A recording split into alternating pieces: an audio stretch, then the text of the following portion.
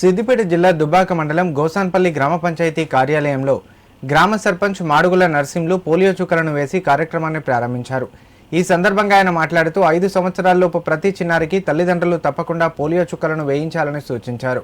మన దేశం పోలియో రహిత దేశంగా ఉన్నా పిల్లలకు దాని ప్రభావం పడకుండా పోలియో చుక్కలను వేయించాలన్నారు. పిల్లల నిండు జీవితానికి 2 చుక్కలు అనే నినాదంతో ప్రారంభమైన ఈ కార్యక్రమాన్ని ప్రతి ఒక్కరూ విజయవంతం చేయాలని కోరారు. ఈ కార్యక్రమంలో ఏఎన్ఎం సంధ్యారాణి, ఆశాజ్యోతి, వార్డు సభ్యులు, గ్రామస్తులు పాల్గొన్నారు. పోలియో చుక్కలు వేయడం జరుగుతుంది. ఎవరైతే 5 సంవత్సరాల పిల్లలు ఎవరైతే ఉన్నారో వాళ్ళకు తల్లిదండ్రులు ప్రత్యేకించి పోలియో చుక్కలు వేయించుకోవాలని చేస్తున్నాం. ఏదైనా ప్రభుత్వం చేపడుతుందో జీవితంలో మళ్ళీ పోలియో నివారణ కోసం ఈ పోలియో చుక్కలు ఏదైనా ప్రభుత్వం సహకరిస్తుంది.